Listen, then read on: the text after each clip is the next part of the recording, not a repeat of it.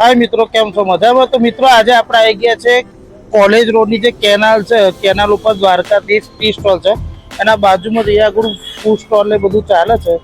અહીંયા આગળ આપણો કનૈયા દાબેલી અને વડાપાઉં કરીને છે, ત્યાં આગળ ધર્મેન્દ્રભાઈ કરી મસ્ત મજાના આપણને દાબેલી વડાપાઉં ને બધું ખવડાવે છે. ઘણા લોકોની કોમેન્ટ હતી કે અહીંયા આગળ સારા દાબેલી અને વડાપાઉં મળે છે, તો આપણે આજે અહીંયા આવી ગયા છે. તો ચલો મારી સાથે આજે આપણે મોજ કરી લઈએ.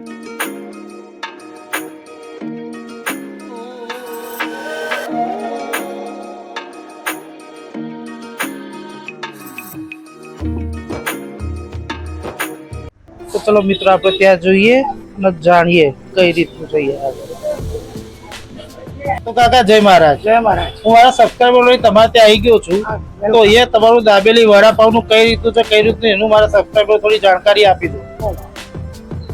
દાબેલી, વડાપાઉં, પફ, બર્ગર, પાઉંભાજી, બરાબર, પુલાવ, કચોરી, એ બધું તમે વેચો છો?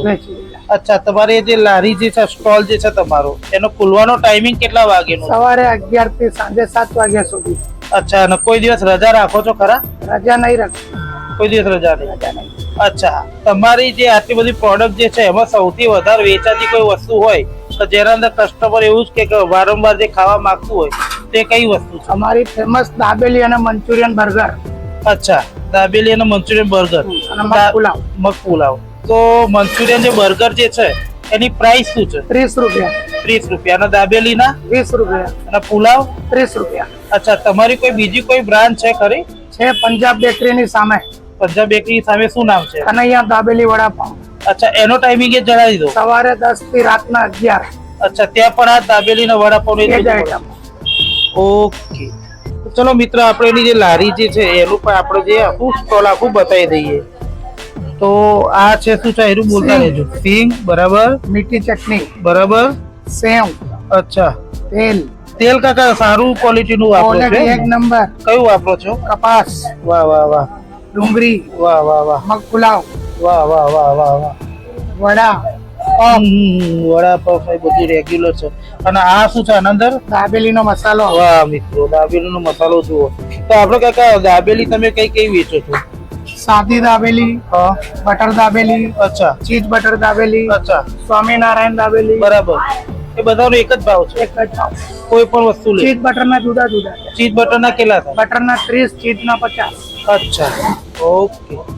તો કાકા અત્યારે તમે શું બનાવી રહ્યા છો? અત્યારે મગ પુલાવ બને છે. અચ્છા, જોઈ લઈએ. ચલો, તો આપણે બતાવી દો મગ પુલાવ. તો આની બનાવવાની રીતમાં થોડું થોડું બોલતા રહેજો. ઓકે. એની અંદર કોબી, શિમલા મરચા, બરાબર, ધાણા, મેગી મસાલો, મગ. અચ્છા, બાસમતી ચાવલ. વાહ વાહ વાહ વાહ વાહ.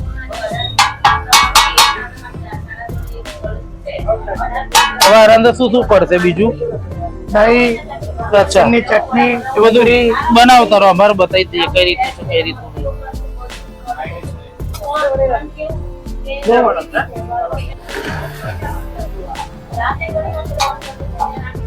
વાહ વાહ મિત્રો, મસ્ત સુગંધ આવી રહી છે યાર.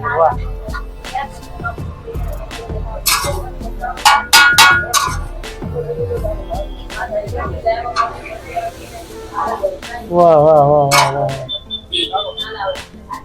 મિત્રો એક બહુ યુનિક વસ્તુ મને યાદ લાગી, મને લાગી થોડું તમને જણાવી દઈએ. ઓલરેડી કાકા બહુ વેપારી માઇન્ડ પર છે એવું કહી શકાય.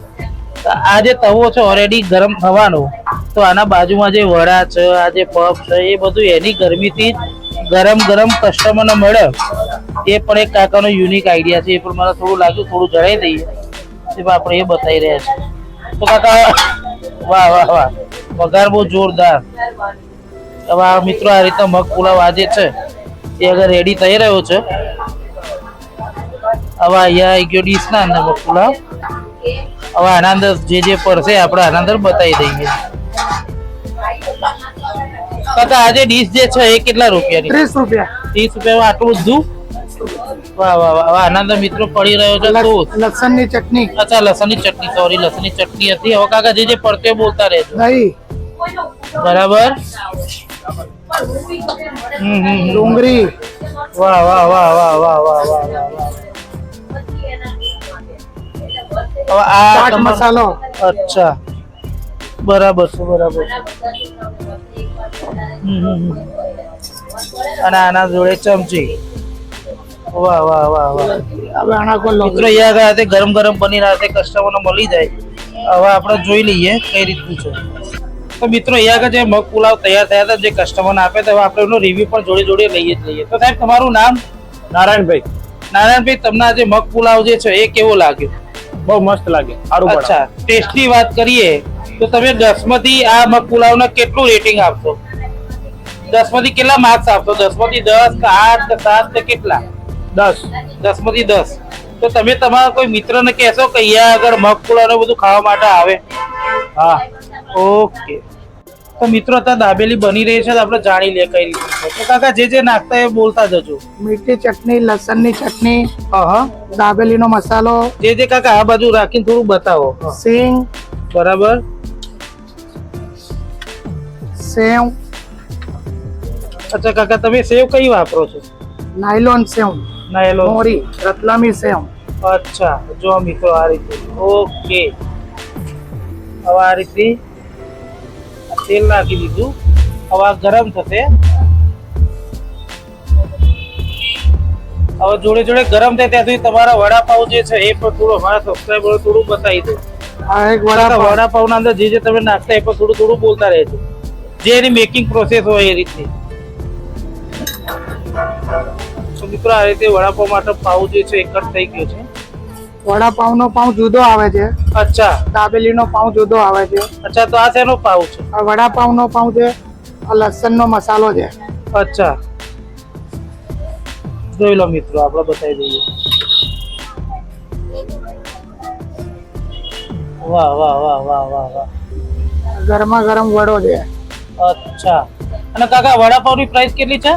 20 રૂપિયા. 20 રૂપિયા. બરાબર. અને ચીઝ અને બટરમાં લેવું હોય તો? બટરના 30 રૂપિયા, ચીઝના 50 રૂપિયા. ઓકે, બરાબર.